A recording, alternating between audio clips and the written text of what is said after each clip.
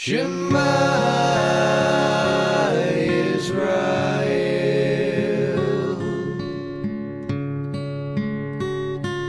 Adonai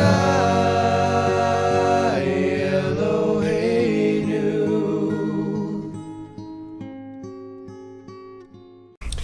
Hello everyone, thank you for joining us. I hope you're having an awesome day. We certainly are. We went swimming today and had some good times. I hope you're having a great summer. We're going to be continuing our studies of the Torah in the book of Bamidbar, or Numbers, chapters 22, 23, and 24. This is about Balaam and Balaak, the prophet for hire, a mercenary prophet. A mercenary prophet? Yes, it's very interesting. But before we begin, let us pray together. O Yehovah, the great and awesome God of our fathers, we love you and we thank you for everything that you've done for us. Thank you for being a great God who cares for his people and fulfills your vows and your words to us.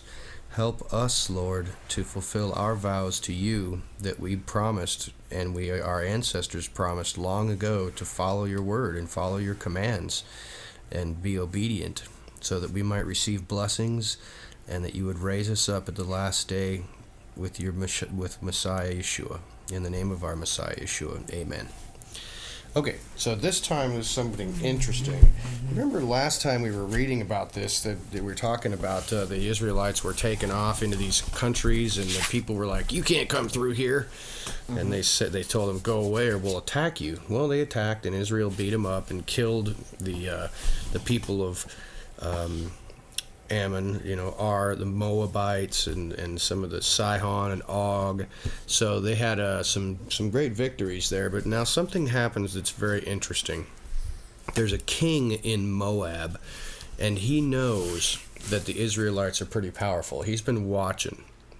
It's like he's got a pair of binoculars, and he goes up on the high mountains on the edge of his country and is watching them. Now, he doesn't have binoculars, but it's kind of like he's doing that, and he sees this huge horde of Israelites coming toward his nation, and he's afraid, and he's like, I don't know that I can defeat them, so I need to find someone who is powerful and can curse them for me. He's looking for a wizard or some kind of prophet who knows how to put curses on people. And so he searches out and finds this guy named Balaam.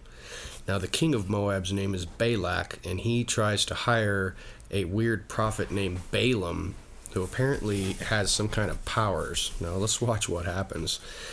Then the Israelites traveled to the plains of Moab, and they camped along the Jordan across from Jericho.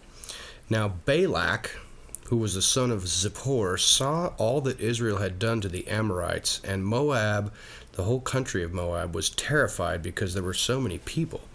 Indeed, Moab was filled with dread because of the Israelites. And the Moabites said to the elders of Midian, this horde is going to lick up everything around us, just like an ox licks up the grass in the field.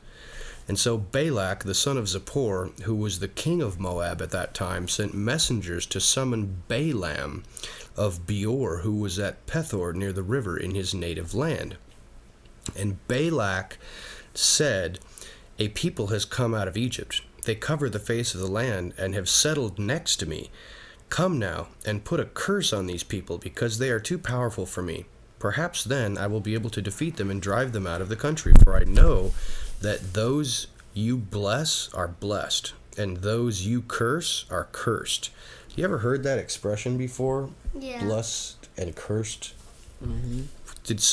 God said, those who bless you will be blessed, and those who curse you will be cursed. Who did he say that to? Isaac. No. Abraham. Yes, it was Abraham. Now this is kind of like a contrast to Abraham, because this guy's saying, I know that whoever you curse is cursed, and whoever you bless is blessed. So he thinks that Balaam is like God or something. And so the elders of Moab and the areas of Midian left, taking with them the fee for divining. Divination is trying to find out the future by talking to demons. Now when they came to Balaam, they told him what Balak had said. And Balaam said to them, "Spend the night here, and I will bring you back the answer that Yehovah gives me." So apparently he knows how to talk to God, our God. And so the Moabite princes stayed with him. And then God came to Balaam and said, "Who are these men with you?" And Balaam said to God, "Balak, the son of Zippor, the king of Moab, sent me these messengers and said this message: A people has come out of Egypt, covering the face of the land, and now come and put a curse on them for me, and perhaps I will be able to fight against them and drive them away." But God said to Balaam, "Do not go with them. You must not put a curse on those people, because they are my people, and they are blessed." And so the next morning Balaam got up and said to Balak's princes, "Go back to your own country, for Yehovah has refused to let me go with you." Does it sound, the way he words that, he says, "Go back home because Yehovah has refused to let me go with you"? What does that sound like? Is that exactly what God said? God said, "Do not go with them, do not put a curse on them because they are blessed." And he said, "God has refused to let me go with you." He's changed the message just slightly. It almost sounds like he would like to go with them, but God won't let him. It's kind of weird. And so the Moabite princes returned back to Balak and said, "Balaam refused to come with us." Did Balaam refuse to go with them? No. No, God prohibited Balaam and said, "Do not go." So they think, well, maybe we just need to offer him more money. And so Balak sent other princes, more of them, and so they were more distinguished and more powerful than the first ones. And they came to Balaam again and said, "This is what Balak, the son of Zippor, says: Do not let anything keep you from coming to me, because I will reward you greatly and do whatever you say. Come and put a curse on these people for me." But Balaam answered them, "Even if Balak gave me his palace filled with silver and gold, I could not do anything great or small beyond whatever God commands me. So stay here tonight as the others did, and I will find out what else that Yehovah will tell me." So when he says, "Hey, if you were even to give me a whole house filled with silver and gold," why would he even say that? Probably because that's what he wants. He's looking to raise the price. So he goes back to God again. Do you think that he's being smart in saying, "Well, let me check again with God"?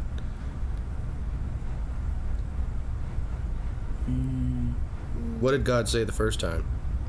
No. Absolutely not. So is it a wise thing to go back to God and ask again? No. No. So that night God came to Balaam and said, "Since these men have come to summon you, go with them, but do only what I tell you." So God is actually apparently said, "Look, you want to go, obviously. You really want to do this. They're offering you great riches. So you know what? Go ahead. But watch what happens." Balaam got up in the morning and saddled his donkey and went with the princes of Moab. But God was very angry when he went. And the angel of Yehovah stood in the road in front of him, but Balaam couldn't see him. And Balaam was riding on his donkey, and his 2 servants were with him. And when the donkey saw an angel of Yehovah standing in the road with a drawn sword in his hand, she turned off of the road into the field. But Balaam had not told her to go off of the road into the field, so he beat her to get her back onto the road. And then the angel of Yehovah stood in a narrow path between 2 vineyards with walls on both sides. And when the donkey saw the angel of Yehovah, she moved up against the wall, crushing Balaam's foot against it. So he beat her again. And then the angel of God moved on ahead and stood in a narrow place where there was no room to turn, neither to the right nor to the left. And when the donkey saw the angel of Yehovah, she just flat stopped walking and laid down on the ground under Balaam. And he was angry and beat her with his stick. And then Yehovah opened the donkey's mouth. And the donkey spoke to Balaam and said, "What have I ever done to you to make you beat me these 3 times? And Balaam answered the donkey, "You've made a fool of me. If I had a sword in my hand, I would kill you with it right now." And the donkey said to Balaam, "Am I not your own donkey, which you have always ridden to this very day? Have I ever been in the habit of doing this to you? No. And then suddenly Yehovah opened up Balaam's eyes, and he saw the angel of Yehovah standing in the road with his sword drawn. And so he bowed down to the ground and fell with his face down in the dirt. And the angel of Yehovah asked him, "Why have you beaten your donkey these 3 times? I have come here to oppose you because your path is a reckless one before me. The donkey saw me and turned away from me these 3 times. If she had not turned away, I would have killed you by now. But I would have spared your donkey." And Balaam said to the angel of Yehovah, "I have sinned. I did not realize that you were standing in the road opposing me. Now, if you are displeased, I'll go back home." And then the angel of Yehovah said to Balaam, "Go with the men, but again, do only what I tell you." And so Balaam went with the princes of Balak. Now when Balak heard that Balaam was coming, he went out to meet him at the Moabite town on the Arnon border, at the edge of his territory. And Balak said to Balaam, "Did I not send you an urgent summons? Why didn't you come to me? Am I not able to reward you with great riches?" "Well, I have come to you now," Balaam said, "but can I just say anything? I must only speak what God puts in my mouth." And then Balaam went with Balak to Kirjath-Huzoth. And Balak sacrificed cattle and sheep and gave some to Balaam and the princes who were with him. And the next morning Balak took Balaam up to Bamoth Baal, and from there he saw a part of the people of Israel.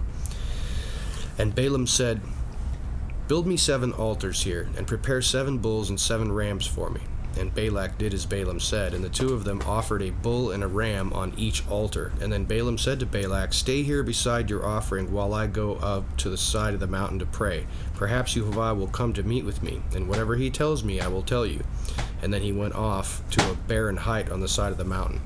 And God met with him, and Balaam said, "I have prepared 7 altars, and on each altar I have offered a ram and a bull." And Yehovah put a message in Balaam's mouth and said, "Go back to Balak and give him the message that I have told you." And so he went back to him and found him standing beside his offering with all of the princes of Moab. And then Balaam spoke the words that God gave him to speak. And here's what he said. "Balak brought me from the land of Aram, the king of Moab, from the eastern mountains. Come," he said, "curse the children of Jacob for me. Denounce Israel." How can I curse those whom God has not cursed? How can I denounce those whom God has not denounced? From the rocky peaks I can see them. From the heights I view them. I see a people who live apart and do not consider themselves one of the nations. Who can count the dust of Jacob, or count the 4th part of Israel? Let me die the death of the righteous, and may my end be like theirs. So he speaks words about how great Israel is and how he wishes he was like them. Is that what Balak hired him to do? No. And he said, "What have you done?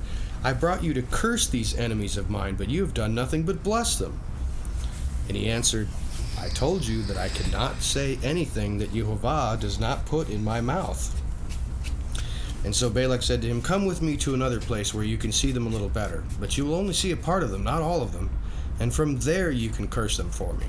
And so he took him to a different place, and they again built 7 altars and offered up a bull and a ram on each altar. And Balaam said, "Stay here beside your offerings, and I will go to speak with Yehovah."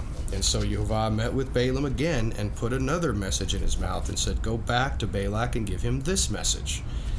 And so he went to him and found him standing beside the offerings with the princes of Moab. And Balak asked him, "What did Yehovah say?" And then he said, "Arise, Balak, and listen. Hear me, son of Zippor. God is not a man. He does not lie, nor the son of a man, that he will change his mind. Does he not speak? Or does he speak and then not act? Does he promise and not fulfill his promise? I received a command to bless. He has blessed, and I cannot change it. No bad thing is seen in Jacob. No misery is observed in Israel. Yehovah, their Elohim, is with them. The shout of a king is among them. God brought them out of Egypt. They have the strength of a wild ox. There is no sorcery against Jacob, no divination against Israel. It will now be said of Jacob and of Israel, see what God has done. The people rise like a lioness. They rouse themselves like a lion that does not rest till he devours his prey and drinks the blood of his victims. And then Balak screamed, "Don't curse them or bless them at all. Just shut up." And Balaam said, "I told you that I have to speak whatever Yehovah tells me." You tell him to speak. I speak only the I can only say what God tells me to say. But he's angry. And so he says to him, "Come, let me take you to a third place, and perhaps God will let you curse them from there." And somehow he thinks that if we change locations, God's going to change his mind.